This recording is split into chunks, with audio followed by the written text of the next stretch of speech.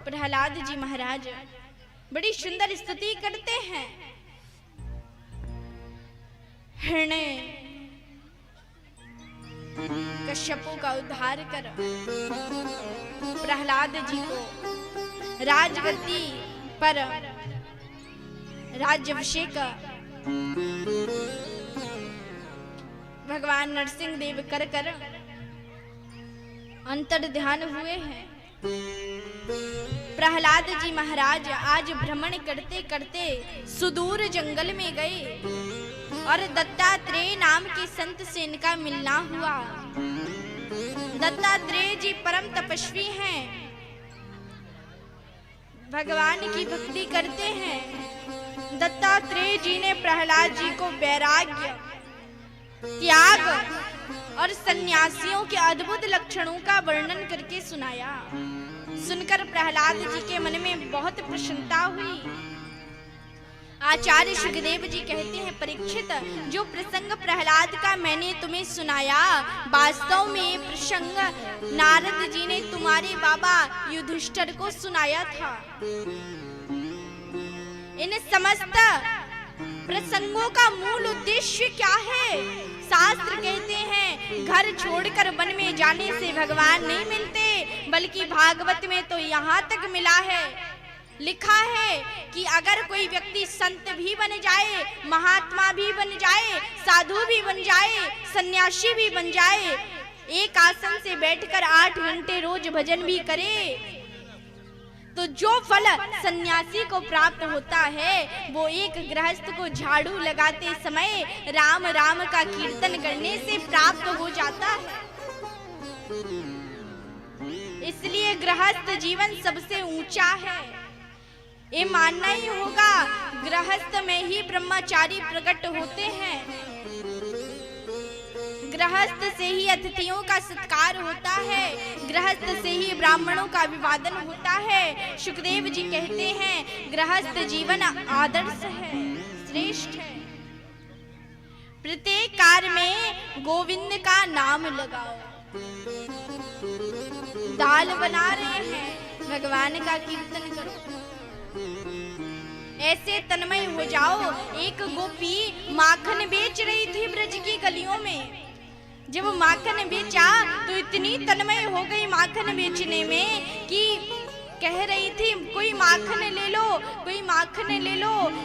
तन्मय इतनी हो गई कि मुख से निकल पड़ा, कोई मेरा कन्हैया ले लो, कोई मेरा कन्हैया ले लो, मैं कन्हैया को बेचने के लिए आई हूँ, कोई मेरा कन्हैया ले लो।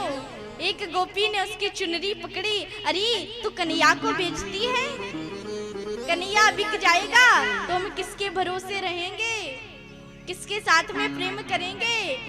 गोपी को होश आया, अरे मैं तो माखन बेच रही थी, कन्हैया कब से बेचने लगी। इतने तन्मय हो जाओ, भोजन बनाते समय नाम का उच्चारण करो, प्रत्येक परिस्थिति में प्रभु को याद करो। जब प्रभु याद आएंगे तभी तो जीवन से हम भवसागर में। हम भगवान को याद नहीं करते, ऐसी बात नहीं है, भगवान को याद करते हैं, हम बहुत याद करते हैं, लेकिन कब करते हैं? जब हमारे जीवन में दुख आता है तब हम भगवान को याद करते हैं। दुख में सुमिरन सब करें, सुख में करही न कोया, जो सुख में सुमिरन करे तो काहे को दुख होया। जिसने सुख में भगवान का कीर्तन कर लिया, भजन कर लिया, याद कर लिया, तो दुख तो आएगा ही नहीं। कन्हैया के जीवन को ही देख लो, भगवान के जीवन में कितने दुख आए हैं। भगवान का जन्म भी कहाँ हुआ? जहाँ जेल में जहाँ कैदी रहते हैं वहां प्रभु का जन्म हुआ, और जन्म लेते ही गोकुल में भागना पड़ा। और जब 7 दिन के ही थे, पूतना मारने के लिए आ गई। कितना दुख झेला कन्हैया ने। 6 महीने के हुए सक्टासुर मारने के लिए आ गया। 1 वर्ष के हुए तृणावर्त मारने के लिए आ गया। कितना दुख झेला कन्हैया ने, लेकिन कभी भी उनका मुख देखो, कभी चिंता में बैठे हैं, कभी सिर पर हाथ रखकर कन्हैया बैठे हैं कि बहुत चिंता है। इतना दुख हुआ और बड़े हुए तो मथुरा जाना पड़ा, वहां भी मैया की याद आई, वहां भी दुख झेला किया। जरासंध ने सेनाएं भेज दी, फिर द्वारिका में आना पड़ा।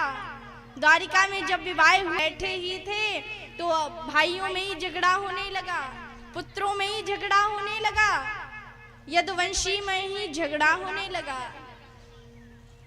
खुद मर गए।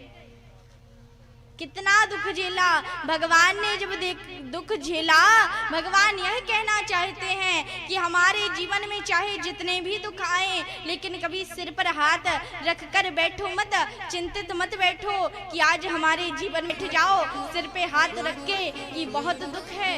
कभी भी किसी के समक्ष अपनी व्यथा मत बताओ। अगर व्यथा बतानी है तो मंदिर में जाकर भगवान को बताओ। घर में जो कन्हैया रहते हैं उन्हें हाथ जोड़कर बताओ कि कन्हैया मुझे यह दुख है, तो भगवान उसे पूरा कर। सुख में सुमिरन करोगे तो दुख नहीं आएगा। बोले वृंदावन बिहारी लाल की, राधा रानी सरकार की। राधे राधे राधे।